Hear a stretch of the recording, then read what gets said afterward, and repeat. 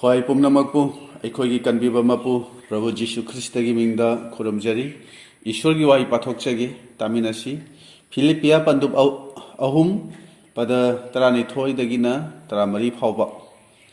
aina hojik phangjare natraga hojik changkhonbo oijare haiba natte adubu yarabadi aibu Krista Jisuna phabiba adugi damak madu aina su phajananaba tanjabani ichini nausa ai isana hojik phajare haiba singthana jade adubu thabak amadi tungda lehoba adu kauthokuna Manglomda leiriba adu tankhatuna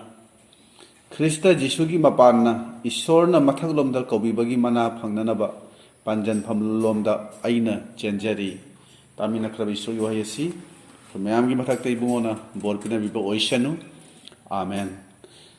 masigi numidasida ayhagi sarmon asigi damakta thamjariba ayhagi hiramadudi Manglomda Chenkhatsi प्रार्थना तौजगे सर्गदा लैबा नुंसी थौजालना थलबैपा Ibungo नाहाकी वाहै नचाना ngasisu amuk haidokjabagi tanja nahangna phanganbire ibungo nahaki bor nahaki thojal asi damakta ehana thagatchabani ehana thamjariba hiram Manglomda Chenkhatsi hariba hiram asida haidokjagadoba ibungo nahaki wahi singase nahangna bor bibiu tagadoba khudingmakta Tawaigi oba Pangal Thauna Losing Pangba Yananaba Aduga Manglomda Chenkhatpa ngamnanaba ibungo nahangna bor pinabiu ehagi chin leiton nahangna sijinabiu Prabhu Jisugi mingswanduna nijaribani amen Jisu Krista si asengba Ishorgi machani pani masi Paul na khangdringaida mahangna singlupu amasung Jisubu yaknarami Bible na hairi mahak thajaba singbu otlami phara pullaga kisum sangda thamlami aduga thajaba singbu hatpa phawba yaurami tingkhangda makhongna kawbasi mahaki damang awabagi masakni haibasi polna masana ahanbada khanglamte adubu polna Jisuga thengnaduna thajaba ama oiduna pakhon chatpa ama oraglaba matungdadi anoba walipna bagi lairik tarahondo ese mahakna ikhibani maru oina ngasi numit asida aina hajaningbadi Paul si Jisu Kristagi damang awana mayam ama khangkhiba miyoini aduga ngasi aihangna haidokjagadaba waise ichilinaw singna pungning changna tabiduna thamoido lawsinbirabadi thajabagi ponsida yamna kanaba ama oigani haibase aina hajaningi maru oina thawaigi lambida Manglomda asum chenkhatpada Pangal kharadi soidana phangani haina aina thajaba thammi Bible na hairi Paul na Jisubu thajaduna kanbiba phanglaba matungda mahna thaugal hogalapa matamsida maga chatminariba thaugal tominariba magi oba misingna magi takpi tambibadu phajana khangliba mising aduna mabu otpikhi amadi thaugalda apanba kaya pikhi maramdi Polna magi thaugalse maning hanba leitana nongmagi Manglomda asum chakhatlami aduna magi mayokta wa ngangba mi aduga mabu lana uhannaba mi su marang kaina matamduda leirami mahangna wa paw sandokpagi thawal sida thawai yauna tawbagi maramna kaisum sangda toina tarami phubibada masing naide shibaya khudong thiba yamna toina nangi jihudi singna chaifam nifudagi ama taba mangarak phuki haibadi chaifam chamaga marfu tara mangarak phure haibani aduna rom lengak nasu licheina ahumlak phuki nungna thabiki samudra dasu hi kaiba ahumlak nangki ahing amaga nungthil amaga haibadi pung kun mari samadruda iroiduna lenkhi Peter budi ising mathakta chatpagi matik pibiriba Ishwaraduna Paul dadi madugi matik ado pibikhide huran basingi khudong thibada suma kyarak takhibani thabakanna subada ahing kya tumdaba aram khaurangba chanaba leitaduna chara henkhiba ningtham thadasu phi leitabagi awaba thengnakhi asumna mahaksi Prabhugi damak awaba anaba kaya khanglaga ninghanna leitana thaugal tawkhiba pakhon chatpa amani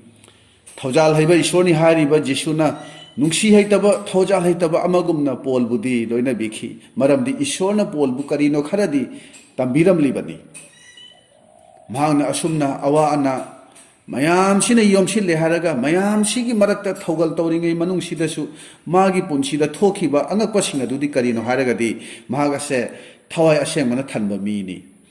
Mahakshi atopa londa khwaidagi hena ngangba mini. Mahaki makhutmakna asiba mibu hingathankhiba mini. Mahakshi shastragi gyan lawsingna thanna leiba mini. Mahakshi ishorna uhanbiba phongdokbiba mini. Mahakshi ariba walepnababu sengna khanglaga anoba walepnaba iba mini. Ariba walepnabana haibana karino amasung anoba walepnabasina tambiribana karino haibasi yamna sengna khangle haraga iramba mini. Mahakshi maigi amaromda mina thina otpirami awana kya khanglammi aduga maigi amaromdana mahakshi isoromda angakpa mawongda chawkhatlammi. Tunghanna sugeng yengdaba makai manglomda asum chenkhatlammi. Masi karamnano. Masi aikhoi khudingmakki damak yamna maru oina khanthaningai amani. Ngasidi thajaba aikhoi punchida ꯑꯩꯈꯣꯏꯅ ꯍꯤꯡꯂꯤꯕ Christian ꯄꯨꯟꯁꯤ ꯃꯔꯦꯜ ꯑꯗꯣ ꯑꯃꯨꯛꯇꯪ ꯌꯦꯡꯁꯤ. ꯑꯩꯈꯣꯏꯗꯤ ꯏꯃꯨꯡ ꯃꯅꯨꯡ ꯅꯨꯡꯉꯥꯏꯅꯗ꯭ꯔꯕꯗꯤ ꯄ꯭ꯔꯥꯔꯊꯅꯥ ꯀꯟꯒꯗꯧꯕ ꯃꯔꯨ ꯑꯣꯏꯕ ꯃꯇꯝꯗꯨꯗ ꯄ꯭ꯔꯥꯔꯊꯅꯥ ꯇꯧꯕ ꯂꯦꯞꯈ꯭ꯔꯅꯤ. ꯌꯨꯝꯗ ꯃꯤ ꯑꯇꯣꯞꯄ ꯊꯨꯡꯂꯔꯕꯗꯤ ꯕꯥꯏꯕꯜ ꯄꯥꯕ ꯄ꯭ꯔꯥꯔꯊꯅꯥ ꯇꯧꯕ ꯁꯪꯗ꯭ꯔꯦ. ꯊꯕꯛ ꯌꯥꯝꯃꯗꯤ ꯏꯁꯣꯔ ꯀꯥꯎꯊꯣꯛꯂꯦ. ꯊꯕꯛꯇꯨ ꯏꯁꯣꯔꯒꯤ ꯃꯄꯥꯟꯅ ꯐꯪꯂꯤꯕꯅꯤ. ꯏꯁꯣꯔꯒꯤ ꯊꯧꯖꯥꯜꯅ ꯑꯩꯅ ꯊꯕꯛ ꯁꯨꯕ ꯉꯝꯂꯤꯕꯅꯤ ꯍꯥꯏꯕꯗꯣ ꯅꯤꯡꯁꯤꯡꯗ꯭ꯔꯦ.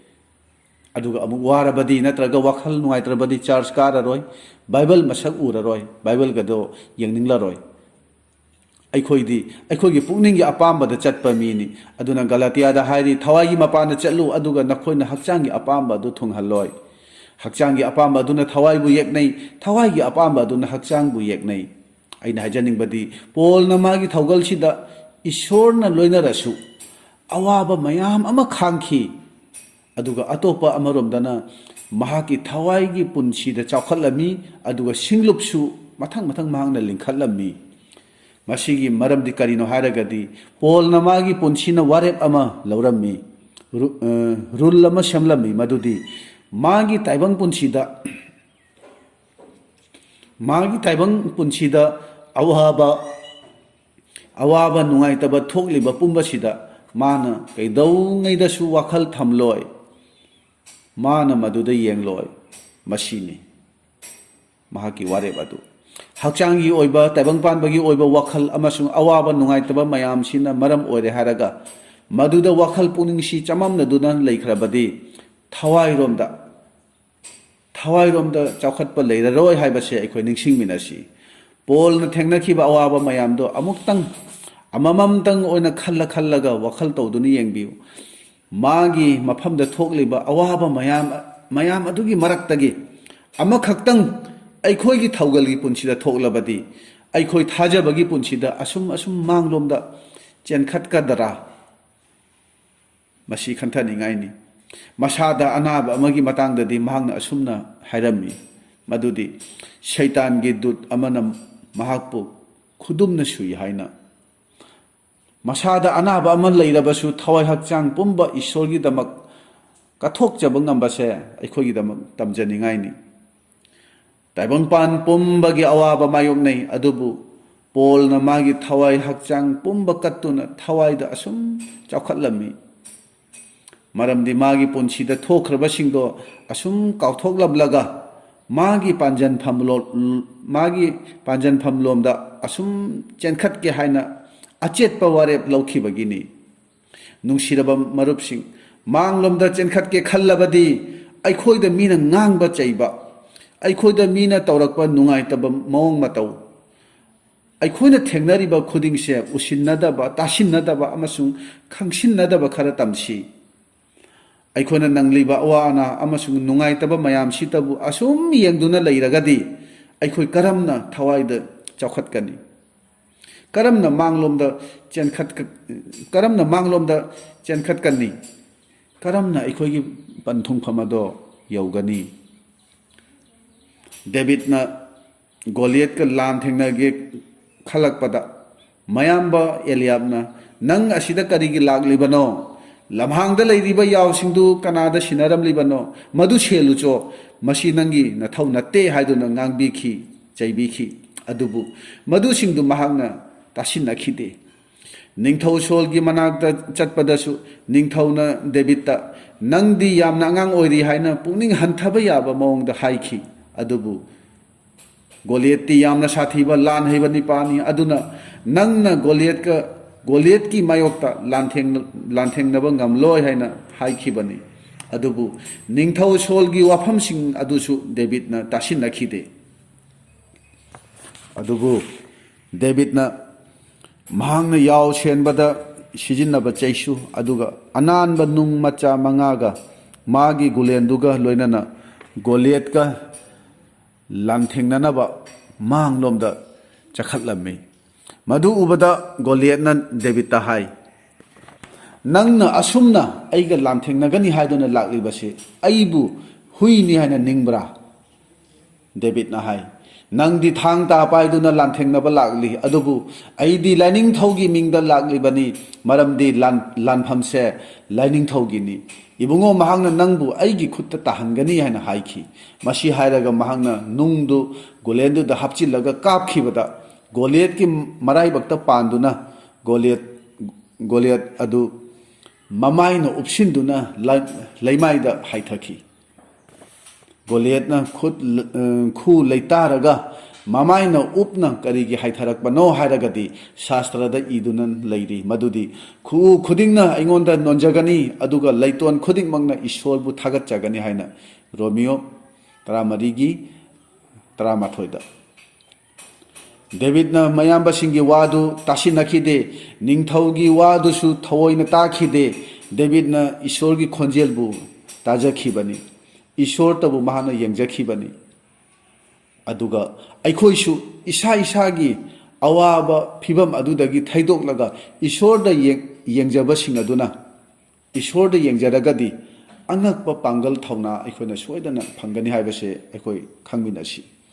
aikhoigi marakta mi kharadi over thinker oiba yawi wakhal yamna waganba yamna khanganba mi kharadi nungaitaba amagi damakta su nimit chuppa taibang panbagi wakhal khanmanbagi maramna thawai amasung hakchangi oiba pangal lawsing pumnamakpu hantha hallibani Israel gi mi singna Kenan changamdagi matamda mausina tominna Kenan lebak tu yengunaba mi tharammi makhoi tarani thoi thakhibani adubu makhoina thoraklaga hai lamdi amna phai adubu aikhoi changba ngamloi maramdi mafamduda leiriba misingdo yamna wang chawba mapangal kanba misingni aduga hingchaba singsu lei mafamduda lei haina haiki madu tabada Israel gi mising aduna mausi gi mathakta murum sonki aduga kaptuna tengthaduna ahingdu lenki adubu Joshua ga Caleb kanadi hai aikhoi changba ngamgani maramdi Ishorna aikhoibu loina biri Ishorna aikhoibu nungsibiri adubu laibak thibadi mi ayambanadi makhoi anigi wadu tabikhide changba ngamloi hariba makhoi taragi wadu oina takhibani marupsingda aina hangjaningbadi aikhoigi focus tu kadaidano aikhoina khallibadu karino aikhoida yenglibadu kanadano aikhoida kanagumba amana aikhoina pamdaba hayaningdaba karino ama haikrabadi maduta khanbada numit chupama asum haukhiba khanghaude hojiki matamdadi mioi kayamadi singlupta tinaba nungainadaba natraga luchingba saningbadagi singlup amadagi atopa singlup amada hongdok hongjin taunari mi kharadi singlupta yawbasida magi wadu ilhanningba mabu luna khanbiba mabu ikai khumnabiba pamba misu yawribani adubu aikhoina khangadabadi nangonda mina tawhanningba makhaido nangnasu mingonda taw haina bible na takpi basini aibu maru oina khanbi dabagi damak singlupka nungaina dabadudi aikhoigi thajabadu soire haijaningi aikhoi isa na hana mibu ngakpiba nungsiba amasung ikai khumnaba utnaba honasi Shaitan gi khulai oriba isana hanthajaba ngamdaba napalbu aikhoigi puningda mafam piroisi Jisugi nolupa punsidu yengsi thawai gi lambisida mature amagumna mibu yengban natana Jisubu yenglaga Jisugi damak singlupta yawsi haibase ina haijaningbani ईश्वर की मचा ओरिबा अखोई दमक्तदी हौजिकी मतम से training की मतमनी खुदम ओइना नहा पाखंग सिंगना army नत्रगा police की recruit माई पाकनबगी दमक chain चोंगदुना train तौबगुम अखोई सु सिंगलुप्त यावबसिदा वायन की मतमदा माई पाकनबगी दमक आइगी इसा इसागी ओइबा नापल चाउथोकपा मीगा तिनबा यादबा असिगुम्बा फत्तबा पुनमक्तगी निंग तमनबा होनसी मरुपसिंग अखोई ताइबंगी तेलबा पुंसी असे अखोई लोम्बा नाइदना हिंगदबा लोम्बा नाइदबा पुंसी अदुगी दमक्ता ट्रेनिंग तौरिबा मफमनी ताइबंग पुंसी असे अखोई सिंगलुप अखोने सिंगलुपता यावरिबसे मदुगी दमक्तने हाइबसे अखोई निंगसिंग मिनासी ngasiदगी फत्ते हाइना खंगलबा अदुबु थादोकपा ngamdaba sing adugi list ama semlaga diary da natraga midna uba yaba mafam amada thamsi madu singdu da masi aranbani masi fattabani haibasi khangnanaba cross mark piduna ngasidagi aina masi sing asida amuk hana yenglaroi aigi pungning da mafam piraroi masina aigi punsi amasung thawaibu manghan ga dauribani haina akhoi haidoksi aduga aina ishori afaba sing amasung angakpa thabak singdu ta yengani mana aingonda kari kari tobikhiba magi thaujal du ta yengani mabu thagat kani magi thagat isei sakcha gani magi sakhi pithokani mana aibu ahingba punsi pibi bani haina ikoi haidoksi aina khangi madudi aina mabu yengjaba matamda aingonda thokliba awaba mayam sida mahakna mahaki matik maguna do phongdok pirakani maramdi masi iduna lay ahan bada ibungo mahaki laibak amasung dharma chenba adubu thiu aduga pumnamak asina khoida hapchin bigani aigi awaba nungaitaba mayam ado ishorna khangbi aidi ishorda yengba tamgani asumna aikoi ishorgi mafamda aikoi chinna sina haidokpa tamsi nongma nupa mana jisuda laktuna hangki nupa mana nupi ama lauraba matungda macha dhara thanamdana shikhre nupi adubu masagi ahanba lauba nupa adugi manau nupa na amuk laure manau adusu macha dhara thanamdana shikhre asum tauna makhoi machin manau taret magna nupi dubu lauram laga makhoi taret mag macha dhara thanamdana shikhre akon bada nupi dusu shire aduna hingalakpa du da nupi du kanagi nupi oigadage haina hangki khanduna yengbiu mioi bagi pen ba naidabasi prithibi sida taibang pan bagi punsi se pendri sargada su nupi anganga konana isagi imung manung lingduna hingbase pamli bani maduda jisuna khumlagi shastra gi wahi amasung ishor gi pangal adu khangdaduna nakhoi seranare hingalakpa du da makhoi luhonglaroi sargadut singumna laigani mathi pandup kunithoi kunmapan amasung kunthra aduna ishorbu yengjaba mi aduna ishorbu khangi aduga magi pangal amasung matik tu sengna khangi adubu ishorbu yengjadaba dunadi taibang pan bagi lausing amasung tauba ngambadudha thajaraga laigani Joshua ga Caleb kana thajaba chetpagi maramdi makhoina ukhibado makhoina kauthokte madudi ishorna karamna Egyptagi makhoibu puthorakpa karamna angangba samudrabu mayaida khaidoktuna lanthokhankhiba aduga lamjau lamhangda chahi nifu chupna ishorna karamna lamjingkhiba sargadagi mana pijakhiba makhoigi mafi amadi khongup segaikide chana batal thakna badrakha mahi watkhide anishuba wayalon padu kunmapangi manga amasung taruk makhoina masa ngamdaba anaba kari amata makhoina nangkhidabani makhoyanina ishorgi thabak singdu ukhibagi makhoi thajabada chetpani David na thauna leina Goliath pu hat kani haikibadu karigino magna khangi madudi shawom kai nongsa bu hat pangambagi pangal do ishor na pibi bani aduna Goliath pu su ishor na mangonda pibi gani haina magna thajabani Paul na su khangi ishor si karino karam na magi punsi bu honghan khiba aduna magna kaidongeda su akiba pokhide manglomda asum chakhat khibani ꯑꯩꯈꯣꯏꯒꯤ ꯄ꯭ꯔꯚꯨꯕꯨꯁꯨ ꯌꯦꯡꯕꯤꯌꯨ ꯃꯍꯥꯛꯄꯨ ꯃꯤꯅ ꯄꯨꯛ ꯆꯥꯎꯕ U ꯉꯥꯎꯕ ꯄꯥꯄꯤꯁꯤꯡꯒꯤ ꯃꯔꯨꯞꯅꯤ ꯄꯥꯄꯤꯅꯤ ꯍꯥꯏꯕꯤꯈꯤ ꯚꯨꯠ ꯂꯣꯏꯅꯕ ꯃꯤꯅꯤ ꯍꯥꯏꯕꯤꯈꯤ ꯑꯁꯨꯝꯅ ꯃꯍꯥꯛꯅ ꯀ꯭ꯔꯣꯁ ꯐꯥꯎꯕ ꯑꯋꯥꯕ ꯏꯀꯥꯏꯕ ꯈꯥꯡꯗꯨꯅ ꯃꯥꯒꯤ ꯄꯥꯟꯗꯝ ꯑꯗꯨ ꯃꯄꯨꯡ ꯐꯥꯍꯟꯈꯤꯕꯅꯤ ꯃꯍꯥꯛꯅ ꯈꯪꯉꯤ ꯃꯉꯣꯟꯗ ꯃꯤꯅ ꯍꯥꯏꯔꯤꯕ ꯄꯨꯝꯅꯃꯛꯇꯣ ꯃꯗꯨ ꯃꯍꯥꯛ ꯅꯠꯇꯦ ꯃꯄꯥꯒ ꯃꯍꯥꯛꯀ ꯂꯩꯅꯔꯤꯕ ꯃꯔꯤꯗꯨ ꯃꯍꯥꯛꯅ ꯈꯪꯉꯤ ꯑꯗꯨꯒ ꯏꯄꯥ ꯏꯁꯣꯔꯗꯨꯅ ꯃꯗꯨ ꯈꯪꯕꯤ ꯃꯉꯣꯟꯗ ꯉꯥꯡꯕ ꯆꯩꯕ ꯅꯣꯛꯅꯕꯁꯤꯡ ꯑꯗꯨꯒ ꯀꯅꯥꯃꯠꯇꯒ ꯑꯣꯟꯁꯤꯟꯅꯗꯨꯅ ꯌꯦꯠꯅꯗꯨꯅ ꯃꯁꯥꯕꯨ ꯆꯨꯝꯊꯣꯛꯆꯅꯕ ꯁꯦꯡꯗꯣꯛꯆꯅꯕ ꯃꯍꯥꯛꯅ ꯍꯣꯠꯅꯈꯤꯗꯦ ꯃꯍꯥꯛꯀꯤ ꯊꯧꯒꯜꯗꯨꯗ ꯃꯗꯨꯒꯤ ꯃꯇꯝ ꯂꯩꯇꯦ ꯋꯥꯍꯩꯅ ꯅꯠꯇꯅ ꯃꯍꯥꯛꯀꯤ ꯊꯕꯛ ꯑꯗꯨꯅ ꯏꯁꯣꯔꯒꯤ ꯄꯥꯡꯒꯜ ꯑꯃꯁꯨꯡ ꯃꯇꯤꯛ ꯑꯗꯨ ꯐꯣꯡꯗꯣꯛꯈꯤꯕꯅꯤ ꯅꯪ ꯑꯩꯒꯤ ꯄꯨꯟꯁꯤꯗꯁꯨ ꯀꯅꯥꯒꯨꯝꯕ ꯊꯤꯅ ꯉꯥꯡꯕ ꯆꯩꯕ ꯌꯥꯎꯔꯤ ꯑꯩꯈꯣꯏꯒꯤ ꯄꯨꯟꯁꯤꯗ ꯁꯦꯜ ꯊꯨꯝꯒꯤ ꯑꯋꯥꯕ ꯊꯦꯡꯅꯔꯤ ꯍꯛꯆꯥꯡꯒꯤ ꯑꯅꯥꯕꯒꯤ ꯑꯋꯥꯕ ꯊꯦꯡꯅꯔꯤ ꯑꯩꯅ ꯍꯥꯏꯖꯅꯤꯡꯕꯗꯤ ꯉꯁꯤꯗꯒꯤ ꯊꯕꯛ ꯑꯃ ꯇꯧꯕꯤꯌꯨ ꯍꯥꯏꯔꯤꯕ ꯅꯨꯡꯉꯥꯏꯇꯕꯁꯤꯡ ꯑꯁꯦ ꯅꯪ ꯑꯩꯒꯤ ꯄꯨꯟꯁꯤꯗ ꯊꯦꯡꯅꯔꯤꯕꯁꯦ ꯃꯗꯨꯗ ꯄꯨꯛꯅꯤꯡꯗꯣ ꯊꯝꯕꯤꯒꯅꯨ ꯑꯗꯨꯕꯨ ꯑꯩꯈꯣꯏꯒꯤ ꯃꯤꯠꯌꯦꯡ ꯑꯃꯗꯤ ꯋꯥꯈꯜ ꯑꯗꯣ ꯏꯁꯣꯔꯗ ꯊꯝꯁꯤ ꯑꯗꯨꯒ ꯌꯦꯡꯁꯤ ꯃꯍꯥꯛꯅ ꯅꯪ ꯑꯩꯕꯨ ꯅꯨꯡꯁꯤꯕꯤꯕꯒꯤꯗꯃꯛꯇ ꯀꯔꯤ ꯀꯔꯤ ꯑꯐꯕꯁꯤꯡ ꯃꯍꯥꯛꯅ ꯇꯧꯕꯤꯈꯤꯕ ꯀꯔꯝꯅ ꯑꯋꯥꯕ ꯃꯌꯥꯝꯗꯨ ꯃꯍꯥꯛꯅ ꯑꯩꯈꯣꯏꯒꯤꯗꯃꯛꯇ ꯈꯥꯡꯈꯤꯕ ꯑꯩꯈꯣꯏꯅ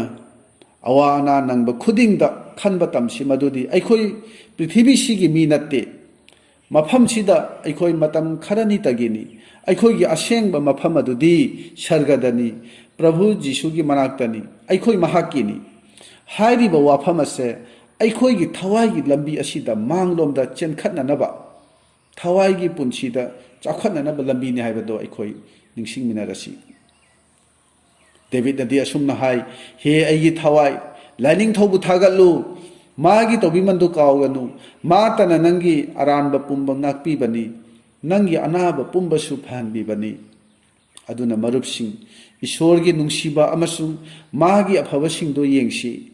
ꯕꯥꯏꯕꯜꯅ ꯍꯥꯏꯔꯤ ꯏꯁꯣꯔꯒꯤ ꯊꯧꯖꯥꯜ ꯑꯁꯦ ꯑꯩꯈꯣꯏꯕꯨ ꯄꯨꯛꯅꯤꯡ ꯍꯣꯡꯕꯒꯤ ꯇꯥꯟꯖꯥ ꯄꯤꯕꯤꯔꯤꯕꯅꯤ ꯑꯩꯈꯣꯏꯒꯤ ꯄꯨꯟꯁꯤꯅ ꯑꯋꯥꯕꯇ ꯈꯟꯗꯨꯅ ꯃꯗꯨꯇ ꯌꯦꯡꯗꯨꯅ ꯃꯤꯕꯨꯇ ꯌꯦꯡꯗꯨꯅ ꯃꯤꯒꯤ ꯃꯔꯝꯗꯇ ꯈꯟꯗꯨꯅ ꯂꯥꯛꯈ꯭ꯔꯕꯅꯤ ꯍꯧꯖꯤꯛꯇꯤ ꯃꯗꯨꯁꯤꯡꯗꯣ ꯑꯩꯈꯣꯏ ꯇꯣꯛꯂꯁꯤ ꯌꯦꯡꯂꯔꯣꯏꯁꯤ ꯏꯁꯣꯔꯕꯨ ꯌꯦꯡꯕ ꯍꯧꯔꯁꯤ ꯏꯁꯣꯔꯗ ꯌꯦꯡꯕ ꯍꯥꯏꯕꯁꯤ ꯀꯔꯤꯅꯣ ꯍꯥꯏꯔꯒꯗꯤ ꯋꯥꯍꯩ ꯑꯁꯤ ꯏꯁꯣꯔꯅꯤ ꯋꯥꯍꯩꯁꯤꯗ ꯄꯨꯛꯅꯤꯡ ꯊꯝꯁꯤ ꯕꯥꯏꯕꯜ ꯅꯨꯡꯇꯤꯒꯤ ꯄꯥꯗꯨꯅ ꯏꯁꯣꯔꯗ ꯑꯩꯈꯣই ꯉꯥꯖꯔꯁꯤ ꯖꯣꯍꯥꯟ 13:3 ꯍꯥꯏꯔꯤ ꯖꯤꯁꯨ ꯈ꯭ꯔꯤꯁꯇꯕꯨ ꯈꯪꯕꯁꯦ ꯂꯣꯝꯕ ꯅꯥꯏꯗꯕ ꯍꯤꯡꯕ ꯑꯗꯨꯅꯤ ꯗꯥꯅꯤꯌꯦꯜꯗ ꯍꯥꯏꯔꯤ ꯏꯁꯣꯔꯕꯨ ꯈꯪꯕꯁꯦ ꯌꯥꯝꯅ ꯃꯇꯤꯛ ꯂꯩꯕꯅꯤ ꯍꯥꯏꯅ ꯑꯗꯨꯅ ꯅꯨꯡꯁꯤꯔꯕ ꯃꯔꯨꯞꯁꯤꯡ